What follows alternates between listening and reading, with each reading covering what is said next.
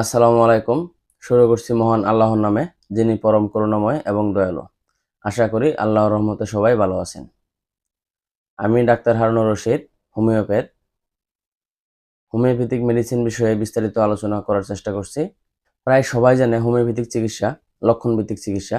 মূলত কোন রোগে, কোন লক্ষণে, কোন হোমিওপ্যাথিক ওষুধ বেশি কার্যকরী হয়ে থাকে, এই বিষয়গুলো নিয়ে আমি বিস্তারিত আলোচনা করার চেষ্টা করছি। এখন বিভিন্ন প্রকার চর্মরোগ নিয়ে আলোচনা করছি। ত্বকের উপরিভাগে যে কোনো ক্ষত বা প্রদাহ হলেই এক কথায় সবাই চর্মরোগ বলে। তবে এই চর্মরোগেরও বিভিন্ন প্রকারভেদ রয়েছে। আজকের আলোচিত চর্মরোগটির নাম হচ্ছে একজিমা।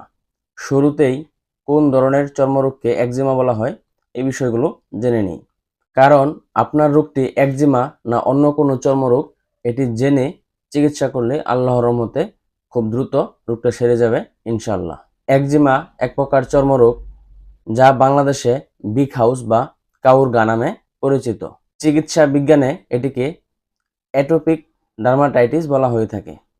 এই রোগে আক্রান্ত ব্যক্তির ত্বকে বিশেষ বিশেষ স্থানে প্রদাহ তৈরি হয়, চুলকানি থাকে, ত্বক ফাটা ফাটা থাকে, আক্রান্ত স্থান লালাপ দেখায়, পুজ সৃষ্টি হয় এবং আক্রান্ত স্থানের ত্বক চামড়া একটু মোটা হয়ে থাকে। রসক্ষরণ হতে পারে, আঠালো জাতীয় রসক্ষরণ হতে পারে এবং মামড়ি পড়ে, সাথে প্রচণ্ড রকম চুলকানি তো থাকেই। লক্ষণ অনুসারে হোমিওপ্যাথিতে একজিমার অনেকগুলি ওষুধ রয়েছে। আজকের আলোচনায় একজিমায় সবচেয়ে বেশি কার্যকরী একটি হোমিওপ্যাথিক ওষুধের রোগ লক্ষণ, ওষুধের নাম এবং সেবনবিধি বিষয়ে বিস্তারিত বলে দেব ইনশাল্লাহ। এখন আজকে আলোচিত হোমিওপ্যাথিক ওষুধটির রোগ লক্ষণগুলি আগে জেনে নিই। একজিমায় আক্রান্ত ব্যক্তির ত্বক খসখসে এবং অপরিষ্কার থাকে, মোটা থাকে। আজকে আলোচিত যে ওষুধটি, এই ওষুধটি মূলত একটু মোটাসোটা ব্যক্তিদের শরীরে বেশি কাজ করে থাকে। বিশেষ বিশেষ অঙ্গ প্রত্যঙ্গের বাজের স্থানে, যেমন কুচকির স্থানে, ঘাড়ে এবং কানের পিছনে একজিমা দেখা দেয়, চুলকানি থাকে। কনুই এবং হাঁটুর বিপরীত পাশের চামড়ায় ত্বকে বিভিন্ন রকম ফুসুরি, ক্ষত এবং মামড়ি পড়ার মতো অবস্থা তৈরি হয়। চামড়া মোটা হয়ে থাকে এবং ফাটা ফাটা থাকে, আঠালো জাতীয় মিষ্টি শিরার মতো রস পড়তে থাকে, কখনো কখনো পুজের মতো অবস্থা তৈরি হয়। চামড়া ফাটা ফাটা ভাব থাকে, সাথে প্রচণ্ড রকম চুলকানি তো থাকেই। চুলকাইতে চুলকাইতে অনেক ক্ষেত্রে অল্প রক্তপাতও হতে পারে। রোগীর পুরাতন কোষ্ঠকাঠিন্য থাকে এবং মলদ্বারও অনেক ক্ষেত্রে ফাটা ফাটা থাকে এবং রক্তপাত হতে পারে, সাথে অর্শের সমস্যাও রোগীর থাকতে পারে।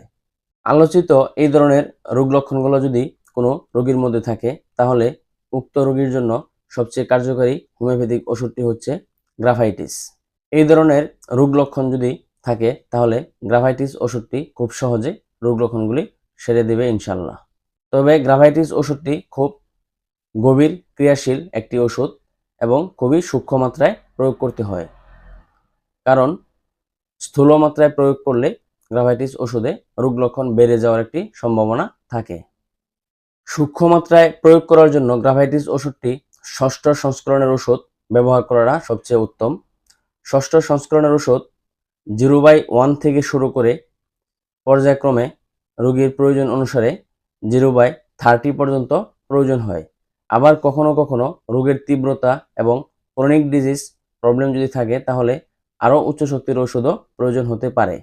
ষষ্ঠ সংস্করণের ওষুধগুলি 0/1 অথবা 0/2 থেকে প্রয়োগ করা শুরু করতে হয়। এই পদ্ধতির ওষুধগুলি কোনো ভালো হোমিওপ্যাথিক চিকিৎসকের কাছ থেকে প্রস্তুত করে নিতে হবে। তো ওষুধ দিনে মাত্র এক বেলা 10 ml ওষুধ আধা কাপ পানি সহ সেবন করতে হবে খালি পেটে। এক শক্তির ওষুধ 15 দিন থেকে সর্বোচ্চ 30 দিন পর্যন্ত সেবন করতে হয়। তারপরে ওষুধের শক্তি পরিবর্তন করতে হয়। তবে যে কোনো ক্ষেত্রে চিকিৎসকের পরামর্শ অনুযায়ী ওষুধ সেবন করা সবচেয়ে উত্তম। পরবর্তীতে আবারও কথা হবে নতুন কোনো বিষয় নিয়ে। সেই পর্যন্ত সবাই আল্লাহর রহমতে ভালো থাকুন, সুস্থ থাকুন, সেই প্রত্যাশায় আজকের মতো আল্লাহ হাফেজ।